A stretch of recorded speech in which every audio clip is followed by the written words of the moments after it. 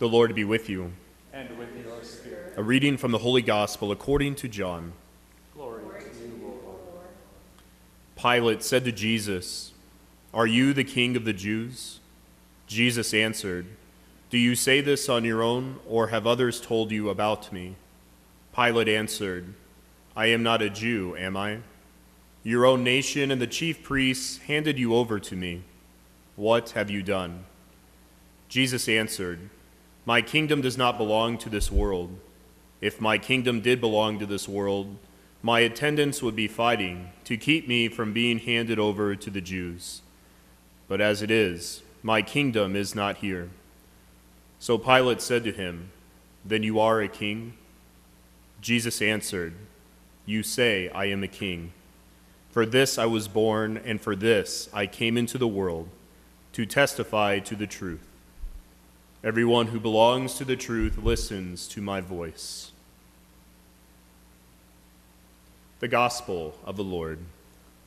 Praise to you, Lord Jesus Christ.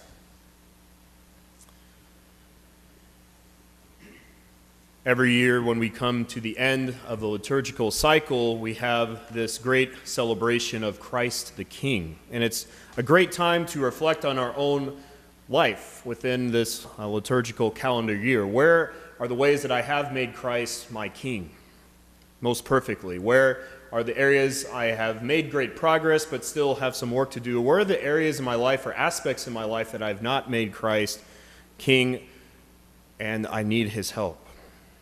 All of us have all three of these areas, so it's okay to assess and see where we are at. The very reality of our faith is that we receive the Eucharist so that Christ more and more and more becomes the great ruler of our heart.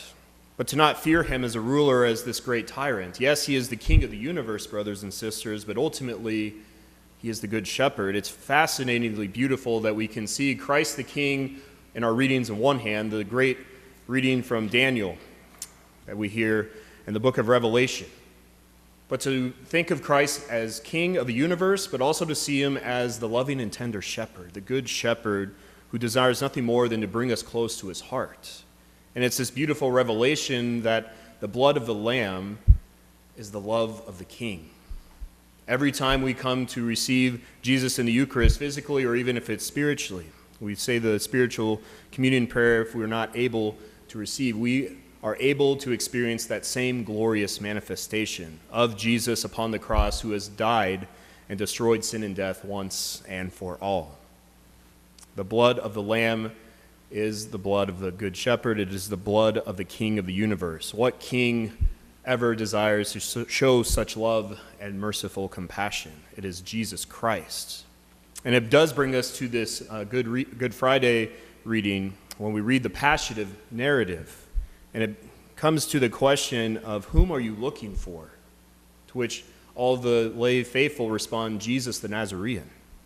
So regardless if we are the greatest of all saints or the worst of all sinners and everything in between, we cannot simply reject Christ. Ultimately, every human life will come back to Jesus, he who is the King of the universe, he who is the Almighty Judge. He does not wish to punish us and condemn us, but by living a life of faith and practicing faith-filled works, we will not be denied a place in the heavenly kingdom.